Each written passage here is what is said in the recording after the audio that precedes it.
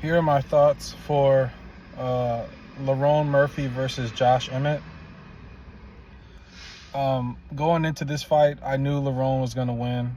I know how he fights. I watched how he fought Barbosa, and he's an intelligent fighter. There's no way that he was going to call out Josh Emmett only to, fight in a way that he wasn't prepared for. I thought that he was going to do exactly what he did. He kept the distance management. He poked at Josh Emmett every time Emmett tried to get close to him. He would do these oblique kicks or these kicks to the knee, which is smart. And if it's legal, you should go for it. There's no rule against it, so I'm not against it.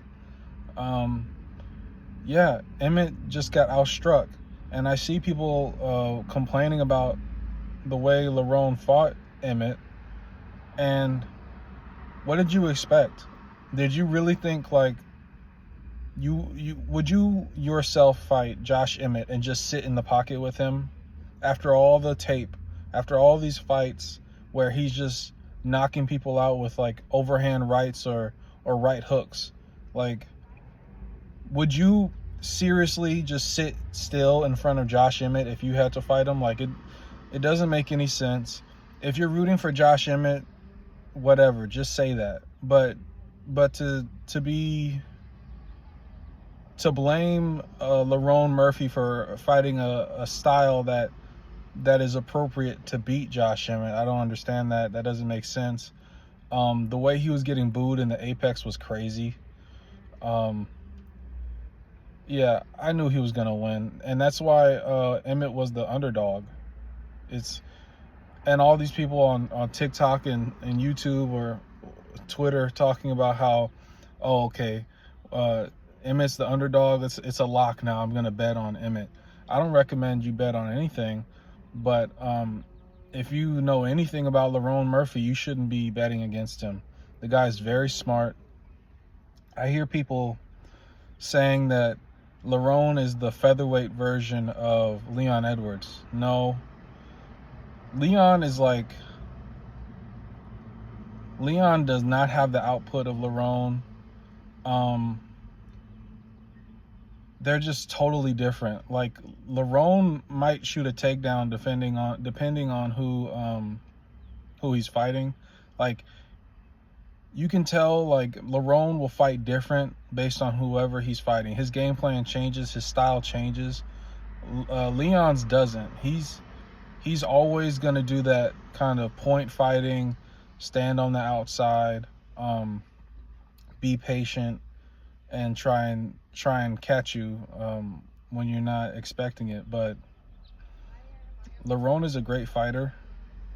I'm looking forward to him moving on and fighting people above him.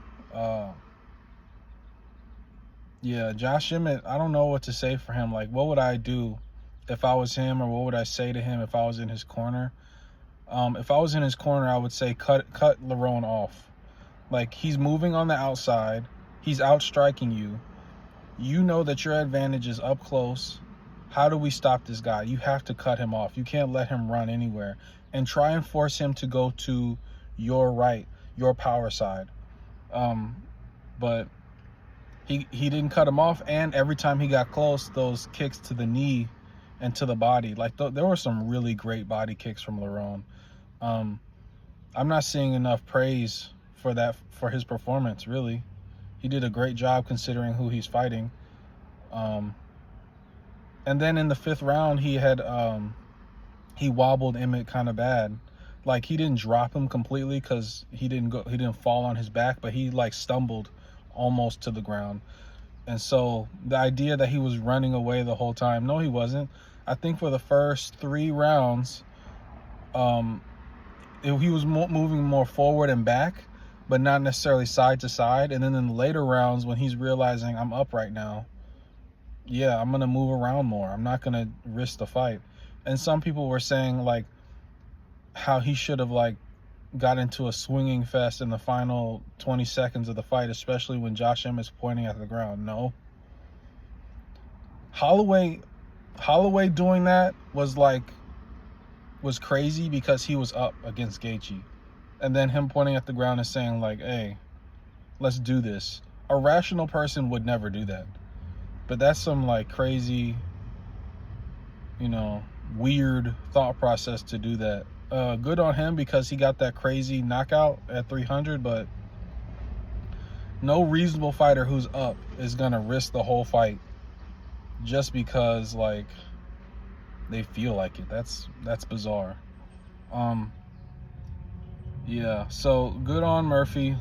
I have to look at the rankings to see who he should fight next, but that was a great fight. And is Ige above him? If Ige is above him, he should fight Ige, but I don't remember off the top of my head. So speaking of featherweights, this weekend, Volkanovski versus Lopez. I saw some slander against Lopez. I don't understand. Like, there's a part of the UFC or MMA community that thinks that Diego Lopez isn't entertaining or he's boring. I don't know what they're talking about. I think they either have a bias for Volk or they're just straight up delusional, because Lopez has the same kind of entertainment. He brings the same kind of energy and aggression that Charles does. Like, they're very similar. Like, the one difference between Lopez and Charles, I would say, is that Charles is a lot more willing to go to his back for submission attempts. Like, he does that falling back kind of thing. But Lopez is like, he's just hunting. He's a super aggressive fighter. So people are weird, dude. Like, a lot of people in this community are so annoying. Like, just saying dumb shit. Like, tone that down. Like, I don't know any other sports community that says some of the craziest stuff like this.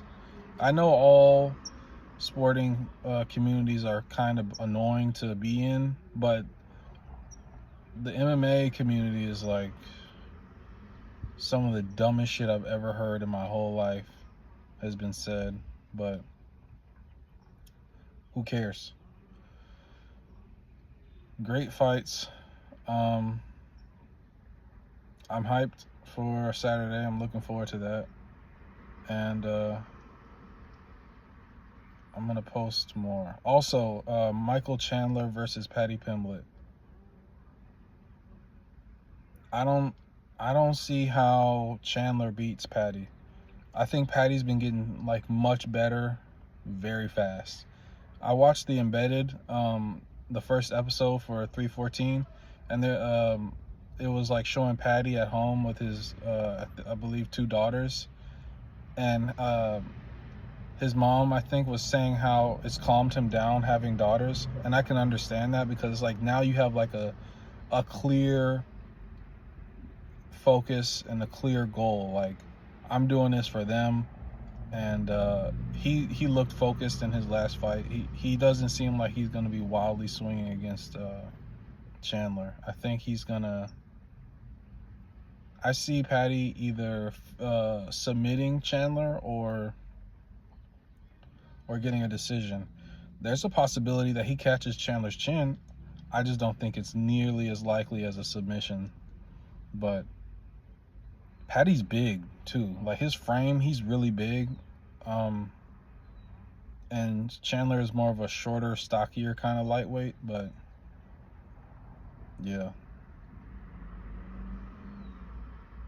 that fight is super good. And then Yair Rodriguez versus Patricio Pitbull. That fight's being slept on. 314 is stacked. Like, that main card is stacked. So looking forward to it. I'll post more very soon. I'm out.